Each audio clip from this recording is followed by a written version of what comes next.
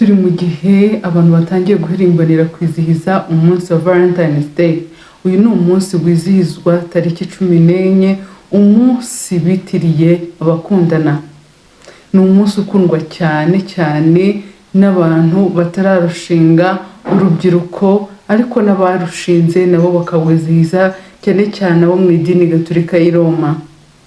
Uyu ni umunsi bavuga yuko uwitwa Valente wari umupadiri yahirimbaniye uburenganzira bw'abasore ngo bashyingirwe mu gihe umwami Claudius yari yarababujije gushyingirwa kugira ngo bajye ku rugamba kuko bari mu ntambara ikomeye. Uyu mupadiri ngo abirengaho arabashyingira, nyuma aza kwicwa. Amaze kwicwa bamuharira uyu munsi ngo bajye bamuzirikana nk'umuntu warinze abakundana. Ariko mu by'ukuri rero uyu munsi ntabwo ari icyo ngicyo wizihiza. Uyu ni umunsi ukomoka mu minsi ya gipagani, iminsi y'abaromani yo guhimbaza ibigirwamana by'uburumbuke. Ni umunsi wizihizwaga hatangwa ibitambo by'ihene ndetse n'imbwa. Ibitambo bigatangirwa muri cave. Uyu ni umunsi wa gipagani watagatifujwe n'abaromani, ariko mu by'ukuri ari umunsi wo guhimbaza ibigirwamana.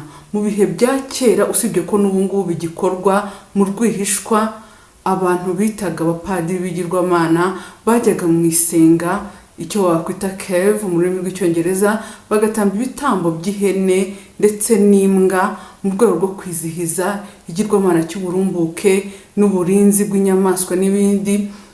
Noneho bamara gutamba ibitambo bakisiga amaraso, barangiza bakayogesha amata baseka bambaye n'ubusa.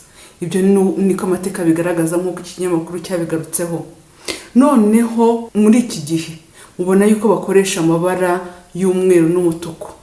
Umweru uhagarariye ayo mata bakoreshaga, naho umutuku ukaba uhagarariye ayo maraso batambaga. Ikindi ni uko nk'uko ibinyamakuru bitandukanye bigaragaza, bafataga uruhu bakuye kuri izo nyamaswa batambye, barangiza bakaruzingamo umugozi cyangwa ikiziriko, bakazenguruka umujyi bahura n'abagore babateze babarindiriye, bagenda babakubita bavuga yuko bari kubaha imigisha yo kugira ngo barumbuke. Usibye icyo kandi, abasore batomboraga, bafataga udupapuro bakadushyira muri jar, bagatombora umuntu bagomba kuzaryamana muri iyo minsi mikuru. Ni iminsi yabaga hagati ya tariki 13 kugeza 15. Iminsi basambanaga cyane mu rwego rwo kwizihiza ubwo burumbuke. N'ubu ngubu niko bimeze. Umunsi wa Saint Valentin abantu benshi bazi yuko ari umunsi wo kwizihiza urukundo, abatarashyingiranye bagasambana. Ntabwo ari bishyashya, murumva yuko ari ibintu byahozeho. Rero nyamuneka, nk'uko n'indi minsi myinshi yari imipagani bakagenda bayitagatifuza kugira ngo bayobye abantu, n'uyu munsi niba wizera Imana y'ukuri, Imana rurema, umuremyi w'isi n'ijuru, ntabwo ukwiye kuba wizihiza uyu munsi wo kwizihiza ibigirwamana.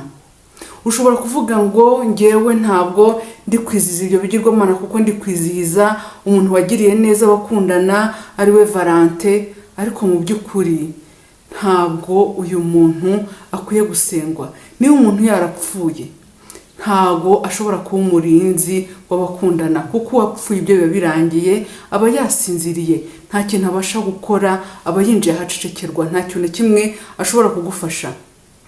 Njya soma yuko ngo bamugize umurinzi w'abakundana, umurinzi w'abarwaye ibibembe ndetse n'umurinzi w'abavumvu.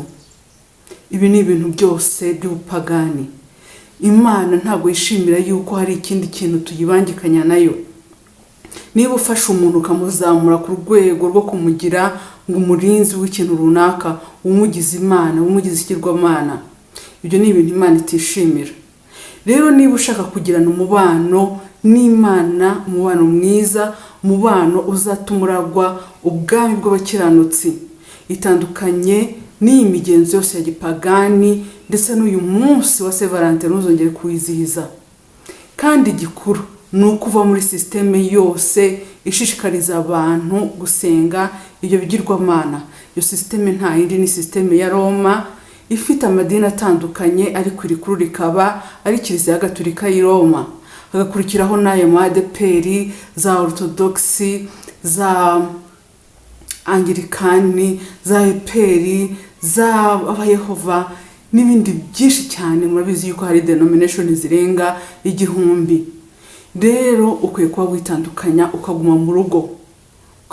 Kuko igihe turimo ntago ari igihe kiri safe, ni igihe Satani ari gukora n'imbaraga nyinshi nkuko byanditswe nkuko byanditswe hano. Itandukanye, ubirebere kure, kuko Imana ntabwo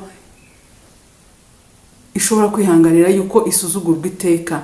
Hari igihe umunsi umwe yagennye izamanuka igaha buri muntu wese ibikwiranye n'ibyo yakoze. Nyamuneka ndagushishikariza yuko wakwitegura kugaruka kwa Kristo. Kristo Yesu umwana w'Imana yeguriye byose, kuko niwe uzacira imanza abazima n'abapfuye. Ukwiriye kuba uzaba ukora imirimo itunganye, kuko uwizera Kristo akurikiza n'amategeko ye. Amategeko ye rero harimo no kuba udakwiye kubangikanya Imana n'ibigirwamana. Nyamuneka va mu buyobe, va mu bubata bwa Satani, wiyegurira Imana rurema unyuze kuri Kristo. Imana izakurengera, izagufasha ugubwe neza w'amahoro, kuko Imana ntabwo igitererana abayikunda. Nitwa Mimi, naho utaha.